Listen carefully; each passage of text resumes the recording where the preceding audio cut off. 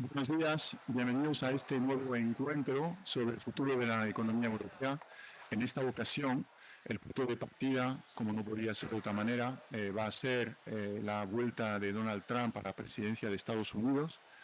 Lo cierto es que en estos últimos días hemos tenido señales relativamente claras de cuál va a ser su estrategia para poner en marcha su visión de American First, América primero. En este sentido, muchos analistas esperaban una proliferación de medidas comerciales, arancelarias, proteccionistas, y en realidad lo que está ocurriendo es algo distinto. Lo que estamos viendo es, digamos, la concretización de una estrategia transaccional, es decir, la utilización de todo tipo de instrumentos comerciales y otros instrumentos a fines del interés, tal y como lo percibe el presidente Trump, de Estados Unidos, es decir, la utilización de palancas comerciales y en general económicas para conseguir una serie de avances geopolíticos o económicos de la economía americana. La estrategia, por tanto, no se rige en función de reglas estables multilaterales o de tratados comerciales, sino más bien se trata de la percepción que tiene el presidente Trump del interés vital de Estados Unidos y cómo eso se traduce en esa estrategia transaccional. Concretamente, para Europa esto supone no solamente digamos, un riesgo incrementado en términos de incertidumbre, algo que es, por supuesto, perjudicial para la inversión, que es algo que es muy importante para relanzar la economía europea, pero también muy concretamente supone al menos tres riesgos adicionales. En primer lugar, ante esta estrategia transaccional, evidentemente, la debilidad de la economía europea coloca a la Unión en una posición de desventaja en esas negociaciones que vamos a tener que encarar. Es evidente.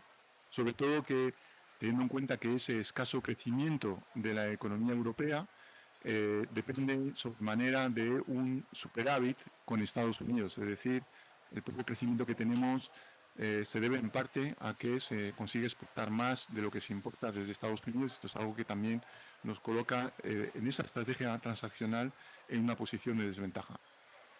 El segundo elemento, segunda fuente de preocupación, es que la dependencia de recursos clave como la energía, la defensa o la tecnología también nos coloca en posición de desventaja en esa estrategia transaccional. Es verdad que se habla desde hace mucho tiempo de una inversión europea, de más inversiones europeas en todas estas materias, pero de momento esto no se ha materializado en nada y por tanto ahí sigue esa vulnerabilidad. Y el tercer elemento de preocupación tiene que ver con el grado de cohesión que tenga Europa de cara a la negociación con Estados Unidos. Cuanto más cohesionados aparezcamos ante Estados Unidos, más fácil será, digamos, contrarrestar esa visión transaccional de Estados Unidos. Y por tanto, aquí la tendencia que se ha observado recientemente hacia una mayor fragmentación europea es también una fuente de preocupación. Todo ello, por supuesto, plantea grandes desafíos. Se puede vislumbrar que la principal, digamos, solución a estos problemas viene de Europa, es decir, que no tenemos que achacar a los demás nuestros propios males. Venimos desde hace tiempo con crecimientos débiles, con problemas de dependencia de algunos recursos clave como la tecnología y también con un problema de fragmentación. Por tanto, la solución tiene que estar en Europa, pero no va a ser fácil. Afortunadamente, contamos hoy con la participación de dos destacados miembros del Parlamento Europeo, Isabel Benjumea y Jonás Fernández, que nos van a poder, digamos, ayudar a entender estos desafíos y cómo responder a los desafíos. Por supuesto, vamos a contar con la moderación de Carlos Carnicero, que va a moderar el debate con estos destacados expertos que agradezco su participación hoy de nuevo. Carlos, te doy la palabra. Muy bien, Raimon. Gracias por esta introducción y saludos a todos desde el Parlamento Europeo. Y estamos perfectamente acompañados con dos diputados expertos en temas económicos y europeos, así que es un lujo tener esta conversación con ellos. Si os parece, vamos a empezar un poco por situar el riesgo y el tipo de amenaza al que Europa se enfrenta en este momento, porque se ha hablado mucho sobre Donald Trump, que va a gobernar por segunda vez, pero ya está en la Casa Blanca, ya han pasado unos días y ya debemos pasar de la especulación mediática antes de que tomara posesión a lo que de verdad está haciendo. Entonces, teniendo en cuenta lo que está pasando y las señales que tenemos en estos días, ¿a qué tipo de nuevo escenario nos enfrentamos, Isabel? Bueno, muy buenos días y muchísimas gracias por la invitación. Yo creo que la palabra clave es incertidumbre. Verdaderamente no sabemos qué es lo que va a hacer finalmente la administración Trump. Conocemos sus anuncios de campaña, conocemos sus promesas electorales, pero verdaderamente lo que ha demostrado en estos primeros días es que pues muchos de esos anuncios no se están materializando de la manera que se había dicho, por ejemplo, en relación a los aranceles o a la tan temida guerra comercial. Pero bueno, lo que también conocemos es la capacidad de sorpresa. Los propios analistas norteamericanos, hablas con ellos y dicen que el principal problema que están haciendo frente a las empresas es a la incertidumbre. Pero yo, cuando hablamos de nuestra debilidad, creo que tenemos que mirarnos mucho más a nosotros.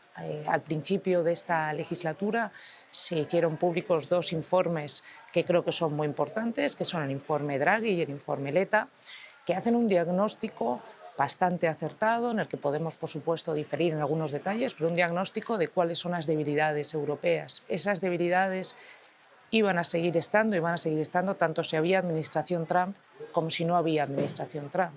Y yo creo que es en eso en lo que nos tenemos que centrar más, porque nosotros no vamos a poder manejar al gobierno de Trump, ni vamos a poder controlar la agenda americana. Y ese es el grandísimo reto que veo, porque efectivamente podemos empezar a hacer supuestos, ¿no? Es decir, si Trump cumple sus promesas en relación a las tarifas, pues para nosotros, obviamente, siendo un continente que exporta, es un gravísimo problema en relación a su política de inmigración, en relación a su política de defensa, que para nosotros como europeos es prioritaria. Pero creo que, sinceramente, el reto es nosotros, Unión Europea, Comisión Europea, que ya está en funcionamiento, y la necesidad de un Consejo unido que tenga la determinación de empezar a hacer frente a las debilidades europeas. O sea, centrarnos en lo que depende de nosotros mismos, en lo que podemos hacer hoy, en lo que podemos hacer en esta legislatura. Jonás, ¿tú cómo lo ves? ¿A qué nos enfrentamos? Sí, buenos días. Obviamente muchas gracias por la invitación y un placer estar aquí contigo, con Raimon y con Isabel para discutir de la actualidad. Yo estoy de acuerdo en que el escenario general nos debe hacer pensar qué podemos hacer nosotros por nosotros mismos, ¿no? Yo creo que es un poco el corolario, lo que decía Isabel y decías tú también, Carlos. Ahora, yo difiero un poco, quizás son cuestiones de matices, sobre la amenaza de la administración Trump. Sin duda, el escenario es un escenario de una incertidumbre infinita, como decía Isabel, pero una incertidumbre teñida de unas amenazas muy serias, ¿no? Y quiero, de alguna manera, hacer una pequeña introducción, porque percibo en Europa, aquí en la Comisión lo vimos claramente estas Navidades ante las amenazas de Trump, ¿no?, de tomar Groenlandia o esta serie de cosas, que no queremos ver el riesgo, el riesgo tan relevante que supone para Europa y para el mundo la administración Trump. Incluso cuando Raimon hablaba antes de que Trump tenía una estrategia transaccional, yo creo que es una manera de intentar minimizar el miedo que tenemos, al fin y al cabo. Ciertamente la política, toda la política es transaccional. Es decir, Trump no es especialmente transaccional. La diferencia de Trump es que no respeta las leyes en sus manejos transaccionales. O sea, en el Parlamento Europeo somos transaccionales, todo el día estamos negociando, en la Comisión, es decir, la naturaleza de la política es transaccional. Yo no sé por qué decimos que Trump es transaccional para minimizar el riesgo que representa. Porque el problema no es que sea o no transaccional, es que no respeta las reglas, es que no respeta las normas. Y por lo tanto, como digo yo, percibo un intento de minimizar el riesgo, porque obviamente parece que desde Europa no queremos creer lo que está pasando en Estados Unidos, un país que ha sido un socio central para los europeos y con los que hemos construido las instituciones multilaterales después de la Segunda Guerra Mundial y que compartimos valores, principios, un sistema que no es exactamente el mismo, pero muy similar y en fin, son nuestros amigos y nuestros vecinos. Pero en mi opinión la nueva administración Trump viene aquí a romper todos los marcos de relación transaccional que ya existían, ¿no? Y por lo tanto, yo creo que no debiéramos minimizar las amenazas ni los riesgos. Yo creo que la respuesta de la Comisión en estas últimas semanas ha sido muy tibia, muy tibia. Ha faltado, en mi opinión, asertividad clara. Y todo esto nos conduce a, como decíais antes, a la necesidad de centrarnos en Europa y en la economía europea. Y la única estrategia, siguiendo los informes Letta y Draghi, incluso buscando los espacios de cooperación entre el Partido Popular, los socialistas, los liberales, los verdes, en fin, el equilibrio de poder de la Comisión o del Consejo, es tomarnos en serio la consolidación del single market, del mercado único. Realmente para mí es la respuesta que puede encontrar un acomodo entre las distintas visiones de los proeuropeos, por así decirlo, y que nos puede permitir dar un margen de crecimiento a la economía europea con menores conflictos ideológicos o políticos entre los que nos consideramos proeuropeos. Gracias, Jonás. Isabel, me gustaría que comentaras un poco lo último que ha dicho Jonás, que es decir, que la principal respuesta, y que depende de nosotros al 100% en estos momentos, pasa por el mercado único. Además, hace un comentario interesante que puede generar una línea de consenso entre fuerzas y posiciones distintas que pueden agruparse en torno a la idea de profundizar el mercado único, que ya lo conocemos la teoría perfectamente, lo había señalado Letta, Draghi en el informe. ¿Cómo lo ves? Bueno, yo lo que tengo muy claro es que sin ser capaces de encontrar esos consensos a los que hace referencia Jonás desde el punto de vista europeo, la respuesta no va a llegar. O sea, esa es una realidad y para mí mi mayor miedo es que veo un Parlamento mucho más polarizado, un Parlamento en el que es más difícil construir esas mayorías, y veo un Consejo donde hay unas posiciones que no podríamos decir que están muy unidas en relación a la respuesta que tenemos que dar a la debilidad europea. Por lo tanto, la búsqueda de esos consensos que muchos critican y señalan como una debilidad, creo que es la fortaleza que nos va a permitir dar esa respuesta. En relación al mercado único, yo creo que aquí lo más importante es ver qué es lo que nos está quitando competitividad, qué es lo que está impidiendo que Europa pueda ahora mismo crecer y competir con los dos grandes mercados, que son el mercado asiático o el mercado norteamericano. Sin duda, y eso he coincidido con Jonás, que el mercado único y el de verdad profundización, la consolidación del mercado único es fundamental, pero para mí es muy importante también hacer autocrítica de cuáles han sido las policies, las políticas que nos han llevado a esta situación de debilidad. Creo que nos debemos replantear, sin cuestionar los objetivos, pero nos debemos replantear la hoja de ruta para conseguir el Pacto Verde, y creo que es importante, está afectándonos y está afectando a nuestro tejido empresarial. Creo que también nos debemos replantear el exceso de carga burocrática y el exceso de requerimientos a los que se someten a nuestras empresas, y también, y esto es muy importante, las dificultades que estamos teniendo a la hora de atraer inversión. Creo que la Unión de Mercados de Capital, a la que tanto Letta como Draghi hacen referencias en su informe, la importancia de llegar a que sea una realidad es también muy importante, y de hecho Letta hace una referencia que a mí me parece que es muy interesante, ¿no? La idea de que en el fondo lo que tenemos que convertir en la Unión de Mercados de Capitales es que haya un mercado único de capitales, ¿no? Y estoy totalmente de acuerdo con su percepción. Entonces, para mí, ser capaces de hacer Europa más competitiva, aprendiendo y aceptando que ha habido errores en nuestras decisiones pasadas, centrarnos en ayudar a aquellos que son los que pueden crear esa riqueza, que son las empresas, y centrarnos en la debilidad importante que tenemos a la hora de atraer inversiones, sobre todo ahora en defensa y en I+D+I, que creo que es fundamental. No sé si quieres, gracias Isabel, me gustaría que reaccionaras al tema del Pacto Verde, porque es un tema controvertido. Ahí estaba señalando Isabel que quizás, o interpreto que hemos ido demasiado lejos y hay que rebajar un poco. No en cuanto a los objetivos, sino en cómo conseguirlos. En cómo conseguir esos objetivos. ¿Compartes ese análisis? No tanto, no creo que sorprenda que no comparta totalmente la reflexión que hacía Isabel. Cuando hablamos de competitividad, vuelvo a lo que decía al inicio. En mi opinión, la mejor manera de elevar la competitividad en Europa es explotando las ventajas del mercado único que no somos capaces de explotar. ¿no? Seguimos sin tener una unión bancaria, una unión de mercados de capitales, hablamos de energía, de telecomunicaciones, es decir, vemos unas dificultades muy notables para coordinar supervisiones europeas en estos mercados, sigue habiendo muchos recelos nacionalistas, hay una falta de confianza entre los países pequeños y los grandes, no todos los grandes están con ganas de seguir adelante, en fin, es decir, para mí la pieza clave es ser capaz de explotar las ventajas del mercado único, que no lo estamos haciendo como deberíamos. Ahora bien, estoy dispuesto a entrar en el debate de la carga administrativa, ¿no? Y yo creo que aquí hay una cierta, en mi opinión, una falta de claridad en el debate, y me explico muy rápidamente. Las normativas que aprobamos la legislatura pasada, fundamentalmente para generar transparencia en el mercado sobre los riesgos climáticos que estaban absorbiendo las empresas o las entidades financieras, o sí, todos los requerimientos de reporting que hemos incluido, yo creo que probablemente en la medida en que esas distintas piezas legislativas se discutieron en distintos comités, impulsadas por distintos comisarios, yo creo que es cierto que existe un cierto overlapping en los requerimientos y que sería razonable pues, racionalizar y poner un poco, es decir, verlo todo lo que hemos hecho e intentar, es decir, no generar una carga extra o overlapping sobre los textos legislativos.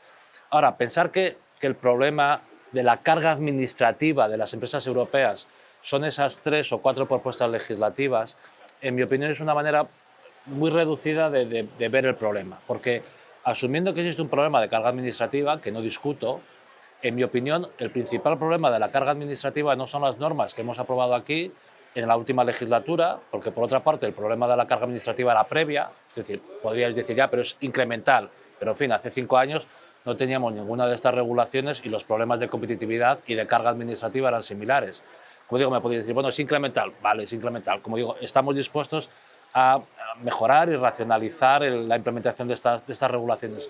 Pero en mi opinión el principal problema de la carga administrativa son las barreras nacionales que impiden consolidar los mercados. Es decir, la semana pasada coincidimos Isabel y yo en momentos distintos con algunas empresas del sector de la minería y pues bueno, pues para transportar, ¿no?, distintos minerales a lo largo de Europa había que solicitar permisos en cada uno de los países de tal manera que para moverlos en Europa no intentaban minimizar el coste del transporte, sino minimizar el número de fronteras que pasaban y por lo tanto moverse por Europa intentando minimizar las fronteras en vez de los kilómetros que recorres, pues es una ineficiencia muy profunda. Entonces, ¿analizar la carga administrativa? Sí.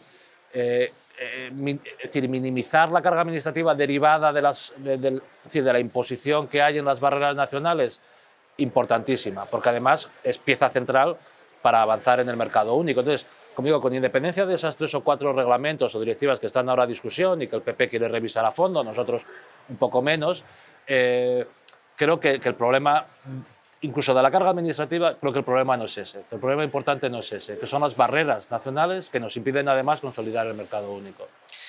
Cuando hablamos del mercado único, de reformarlo, de avanzar, ¿por dónde se puede avanzar más rápido, habida cuenta de la complejidad de las reformas, del número de actores que intervienen en nuestras decisiones? Porque yo siempre miro a los otros grandes actores con los que nos comparamos, China, Estados Unidos, donde queremos jugar. Claro, ellos tengo la sensación de que tienen unos procesos más rápidos que los nuestros, ¿no? Entonces, yo me pregunto, ¿por dónde se pueden sacar, dónde están las frutas maduras que podemos recoger del árbol europeo para estar más fuertes? Yo al final lo que veo es que, y Jonás tiene mucha razón en una parte que estaba diciendo, al final estamos a día de hoy con muchísimas barreras nacionales que están siendo un problema. Uno de los problemas importantes que tenemos, nosotros estamos aprobando directivas. Las directivas luego hay que transponerlas. Cada Estado miembro hace su propuesta de transposición. Al final, verdaderamente nos tenemos que plantear si el instrumento, por ejemplo, debe ser la directiva, cuando estamos viendo que hay pues, grandes problemas a la hora de hacer esas transposiciones, y no puedo estar más de acuerdo. También coincido con la parte del ir creando capas de burocracia, pero solo por contextualizar. Cuando yo me refiero a la hoja de ruta del Pacto Verde, me refiero de que nos hemos planteado poner unos objetivos muy concretos a un tejido empresarial que no necesariamente estaba preparado y que a lo mejor nos tenemos que replantear la manera de exigirle esos objetivos, no solo en cuanto a la carga burocrática, que estoy totalmente de acuerdo. Pero el mercado único pasa porque el Consejo, y yo últimamente el otro día me dijeron en una entrevista, dice, bueno, pero estás señalando mucho al Consejo. Digo, bueno, es que el Consejo es colegislador. El Consejo es fundamental para conseguir ese proceso de integración que está parado y es fundamental para conseguir avanzar tanto en el mercado único como en todos los desafíos que tenemos. Y yo creo que tenemos una falta de liderazgo europeo a la hora de conseguir que el Consejo tenga esa voluntad de avanzar. Yo creo que la Comisión, y coincido con Jonás, ha tenido un arranque tibio y no tengo problema en reconocerlo, pero la Comisión lo que tiene que dedicar sus esfuerzos es en poner la presión sobre el Consejo a la hora de conseguir esos avances europeos.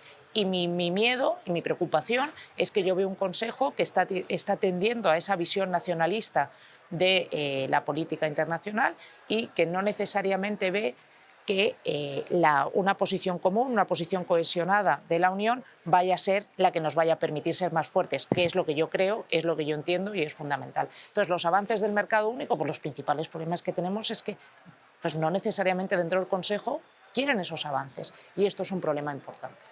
Jonás, ¿algún comentario antes de abordar el último bloque sobre un Consejo con falta de ambición? ¿Pero hay alguna fruta madura que podamos esperar que caiga del árbol relativamente pronto? Una nota, vamos a poner una nota positiva sobre algún avance a la vista, más fácil. Tú antes has señalado, hablabas la parte buena que el mercado único, avanzar en él, puede haber un gran consenso a pesar de la multitud de actores que tenemos en el Parlamento Europeo, en el Consejo, en las políticas nacionales. Pues estamos empezando la legislatura, ¿no? No sabría...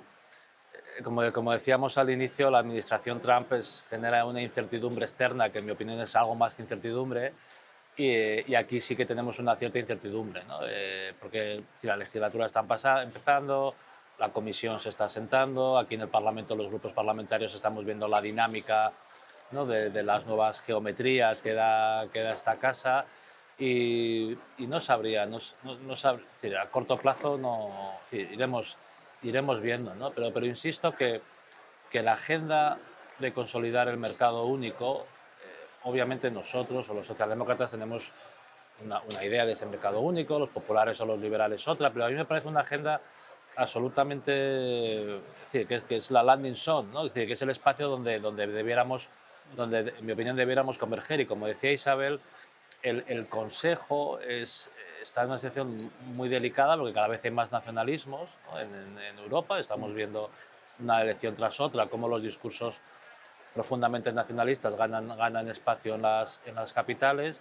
Y después en esta casa, el problema de los grupos que hay a la derecha del PP, con independencia del debate ideológico izquierda-derecha, que obviamente me preocupa, pero desde el punto de vista europeo lo más preocupante es que no quieren avanzar en consolidar el mercado único, ¿no? Que no quieren supervisores comunes, que quieren mantener las barreras nacionales. Entonces, es un grupo, son varios grupos, ¿no? que tienen una fuerza ya relevante y que aunque puedan, y que su agenda, aunque en otras cosas pueda coincidir con otros grupos, en la agenda de avanzar el mercado único, pues no está en su punto y genera tensión a todos, ¿no? Vamos a hablar la última pregunta que quería haceros, el último bloque, es sobre, vamos a mirar hacia afuera. Hemos estado hablando mucho del mercado único, vamos a mirar el mundo.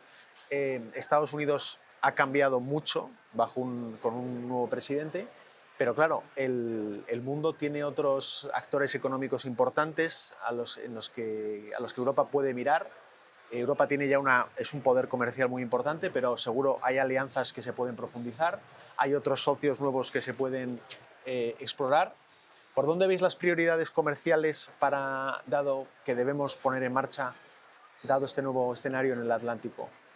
Bueno, yo creo que lo primero de todo no debemos renunciar a la Alianza Atlántica bajo ningún concepto y no debemos renunciar a que Estados Unidos sea un socio prioritario de la Unión Europea, que tendrá sus dificultades con la administración Trump, sin duda, pero no debemos renunciar jamás a ese socio estratégico, pero es un socio no solo desde el punto de vista económico, sino también desde el punto de vista político. Es decir, compartimos valores que son esenciales en el ADN tanto de la democracia norteamericana como de la democracia europea. Por lo tanto, no renunciar al socio que estratégico e importante, y creo además que debe ser prioritario, que es Estados Unidos. Ahora bien, por supuesto, Europa tiene que mirar y abrirse a otro tipo de alianzas.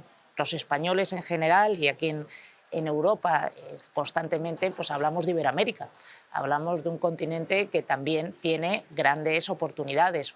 A mí me parece una magnífica noticia la firma de Mercosur. Me parece que por fin un acuerdo que llevaba muchísimo tiempo, pues no sé cuánto tiempo, años y años y años Sí, bloqueado, dos décadas. por fin Sí. se firme. Me parece muy importante que la Comisión, y de nuevo vamos a ver esas dificultades a las que hacemos referencia tanto Jonás y yo en el Consejo, de oposición al acuerdo de Mercosur, pero por ejemplo veo que es muy importante el que se consolide el acuerdo de Mercosur y que se materialice el acuerdo de Mercosur. Y nosotros aquí en esta casa, que no necesariamente mira tanto a Iberoamérica, y en esto creo que los españoles en general pues ponemos ese foco en esa oportunidad. Creo que hay ciertos riesgos y dificultades que tenemos que tener cuidado en cuanto a China. Por supuesto, entender la dependencia tan grande que tenemos en la Unión Europea de China en muchos aspectos, pero también no perder de vista las amenazas que puede suponer el querer, para contrarrestar la llegada de Trump, pues virar hacia una dependencia mayor de China. Y eso serían un poquito mis... ¿Compartes Latinoamérica? Latinoamérica muy de acuerdo, el resto matices, ¿no? En fin, estamos... Es decir, la guerra en Ucrania continúa, ¿no? Y no sabemos lo que pasará con ella, pero la amenaza de la administración Putin más allá de Ucrania, en toda la frontera este de Europa, está muy presente. Y por lo tanto tenemos que darnos cuenta que necesitamos tejer alianzas, acuerdos, consensos también para minimizar esas amenazas y mantener con vitalidad la democracia liberal en nuestro continente. Yo he creído siempre, sigo creyendo, la necesidad de tener esa relación especial con Estados Unidos, pero como decía al inicio, estoy un poco defraudado, ¿no? Y realmente el problema no es solamente la administración, sino cuál va a ser el devenir de ese país, ¿no? Y en fin, la verdad que las amenazas son muy notables, ¿no? Es decir, sobre la vitalidad de la propia democracia americana. No sé, es un escenario en el que no me gusta estar, pero que de alguna manera, digo, como decía al inicio, reconociendo la relación especial con Estados Unidos, yo creo que puede haber cambios muy notables o que puede haber un antes y un después en muchas cosas y que hay que tenerlo presente, ¿no? Que no parezca que esto es un divorcio en el que espero que no sea un divorcio, pero en algunos ámbitos da tintes de un divorcio donde una de las partes que somos nosotros parece que no queremos dejar la relación, ¿no? Y yo diría que nos están dejando, ¿no? Y entonces, en fin, da para otro debate, ¿no? Pero América Latina es central, hay que sacar el Mercosur adelante, en fin, las relaciones comerciales con toda América Latina, Centroamérica, México, Chile, podemos seguir. África, hablábamos de los problemas de dependencia y de materiales críticos, materias primas, minerales. Yo creo que África, que además, es decir, hay que ayudar a gestionar los flujos migratorios pues yo creo que tenemos que poner el foco, que está muy cerquita, ¿no? Y con China, pues de nuevo, no... O sea, durante muchas décadas el mundo vivió en una guerra fría donde los distintos poderes se fueron enfrentando, pero con frialdad, ¿no? Por así decirlo, y había espacios para la cooperación, y así los hubo. Y con China, pues obviamente no compartimos modelo ni político, ni económico, ni social, pero son lo suficientemente relevantes tienen un tamaño lo suficientemente importantes como para que nos tomemos en serio cómo podemos pensar cómo podemos relacionarnos con ellos, ¿no? Sobre todo cuando, como decía, tenemos a Rusia muy cerquita y la relación con Estados Unidos, y veremos a ver qué ocurre en Ucrania, pues está en una situación de stand-by, podríamos decir. Muy bien. Bueno, gracias Jonás, gracias Isabel. Lo vamos a dejar aquí, pero creo que hemos tocado un montón de temas en tiempo relativamente breve, así que os agradezco mucho a los dos y le voy a dar paso a la palabra de vuelta a Madrid a Raimon Torres, que seguro que tiene algo que comentar tras esta interesante discusión. Raimon. Claro, creo que ha sido muy interesante y agradezco mucho a Isabel y a Jonás y a ti también, Carlos, ¿no? La calidad del debate. Además, ha habido diferencias, ¿no? Que siempre es algo interesante dentro de un cierto consenso. En primer lugar, en términos de la gravedad de la situación, ¿no? De lo que implican los anuncios de Trump. Bueno, la gran palabra ha sido incertidumbre, incluso más allá, ¿no? Yo creo que efectivamente el cambio más radical puede ser si las reglas del juego se cuestionan, ¿no? Hemos vivido se puede decir, desde la Segunda Guerra Mundial, en un sistema multilateral con reglas del juego relativamente estables y previsibles, y esto ha sido fundamental para el desarrollo de los países, ¿no? Y hay que ver hasta qué punto esas reglas del juego se cuestionan en pro de una actitud mucho más bilateral, ¿no? Entonces yo creo que es algo que es importante, ¿no? Pero yo creo que la mayor incertidumbre, y en eso coinciden tanto Isabel como Jonás, tiene que ver con la incertidumbre europea. Es decir, es una actitud relativamente tímida para avanzar en temas que, bueno, se habían abordado anteriormente, pero en los que se ha avanzado muy poco, particularmente el mercado único. Llevamos aproximadamente 10 años hablando de la unión financiera, de la unión de mercado de capitales, la popularización de la unión de mercados, de los servicios, etcétera. También la mejora de las conexiones energéticas, y realmente los avances son muy escasos. Y esto es no solamente una fuente de incertidumbre adicional, pero también es un obstáculo al crecimiento y al fortalecimiento de la economía europea. Quiero añadir un punto aquí, y es que en el caso específico de la economía española, el mercado único es fundamental. No se puede explicar el buen comportamiento de la economía española estos últimos 3 años, ¿no? Vemos un diferencial de crecimiento positivo sin precisamente ese mercado único. Por tanto, cualquier mejora o optimización del mercado único vendría bien, ¿no? El tema de las, regulaciones, la burocracia, bueno, habéis aportado visiones distintas, pero efectivamente ahí también seguramente hay algo que reconsiderar. Y esto parecería, en principio, debería ser estar al alcance debería ser una fruta más madura, en cierto modo, pero vemos que también aquí hay dificultades. Yo creo que, con todo, la principal dificultad tiene que ver con el riesgo de fragmentación europea, el hecho de que avancemos sin consenso, y en ese sentido, bueno, el despliegue de las políticas de la nueva Comisión ha sido muy lento. No estamos viendo todavía ningún anuncio concreto de política económica, pese a los informes de Draghi y ETA que han mencionado tanto Isabel como Jonás, y por tanto es preocupante que se avance de forma tan, fragmentada de momento. En cuanto a las alianzas internacionales, también ahí he visto un cierto consenso. Yo diría que aquí se trata para Europa de encontrar un camino intermedio entre la actitud, transaccional, puramente transaccional de Trump, y por otra parte el respeto de ciertas normas. Europa está construido tejiendo alianzas dentro de la OMC, pero más allá, con acuerdos bilaterales, y el respeto de la regla de derecho, de los acuerdos, es algo que ha sido muy importante, muy favorable para Europa. Y yo creo que, bueno, tanto desde el punto de vista de los acuerdos con Mercosur, preservar los acuerdos transatlánticos, y también los nuevos acuerdos se puedan tejer con otros actores relevantes, me parece algo, a partir de este debate de hoy, muy importante. Con esto quiero agradecer vuestra participación a aquellos que nos escuchan también. Y de nuevo, bueno, creo que es un punto interesante en el que nos encontramos. Seguramente que esto va a dar lugar a mucho más debate, especialmente cuando veamos anuncios de la Comisión y del propio Consejo. Y bueno, tendremos ocasión seguramente de volver a estos temas. Muchas gracias a todas y a todos por estar ahí hoy.